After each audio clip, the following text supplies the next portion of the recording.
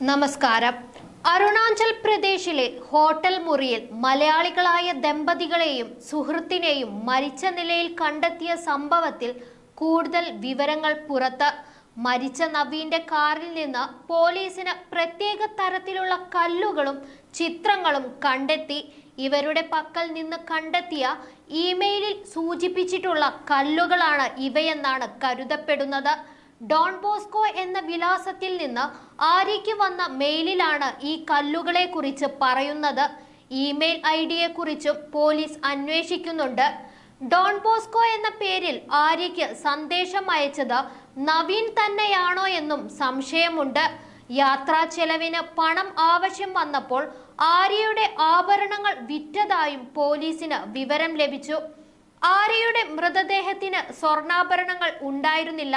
മരിച്ച നവീനും ഭാര്യ ദേവിക്കും സുഹൃത്ത് ആര്യയ്ക്കും വിചിത്ര വിശ്വാസങ്ങൾ ഉണ്ടായിരുന്നതായാണ് സൂചന. ദിനോസറുകൾക്ക് വംശനാശം സംഭവിച്ചിട്ടില്ലെന്നാണ് അവരിൽ നിന്ന് കണ്ടെത്തിയ രേഖകളിലുള്ളത്.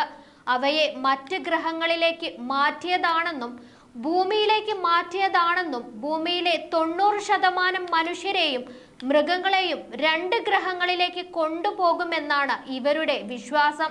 ആൻഡ്രോമീഡ ഗാലക്സിയിൽ നിന്നുള്ള മിതി എന്ന സാങ്കല്പിക കഥാപാത്രവുമായാണ് സംഭാഷണം.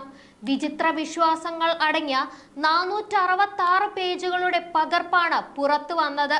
ഏപ്രിൽ 2-നാണ് അരുണാചൽ പ്രദേശിൽ ഹോട്ടൽ മുറിയിൽ ആര്യയെയും സുഹൃത്തുക്കളും ദമ്പതികളുമായ നവീനെയും ദേവിയെയും മരിച്ച നിലയിൽ കണ്ടെത്തിയത്. അന്ധവിശ്വാസവും ആഭിചാരക്രിയയും പിന്തുടർന്നാണ് ഇവർ മരണത്തിലേക്ക് എത്തിയതെന്ന സംശയം തുടക്കം മുതൽക്ക് തന്നെ ഉണ്ടായിരുന്നു. ദേവിയും ആര്യയും കറുത്ത കല്ല് പതിച്ച കൈവള ധരിച്ചിരുന്നു. ഇത് ആഭിചാരക്രിയയുടെ ഭാഗമായാണെന്നാണ് പോലീസ് സംശയിക്കുന്നത്. മുറിയിൽ ആഭിചാരക്രിയ നടത്തുമ്പോൾ അണിഞ്ഞ ആഭരണങ്ങൾ ആകാമെന്നാണ് പോലീസ് കരുതുന്നത്.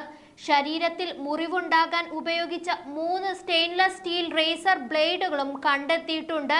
വെവ്വേറെ ബ്ലേഡുകൾ ഉപയോഗിച്ചാണ് മുറിവുണ്ടാക്കിയിരുന്നത്. ഇതും ആഭിചാരക്രിയ നടന്നു എന്ന സംശയത്തെ ബലപ്പെടുത്തുന്നതാണ്. നന്ദി.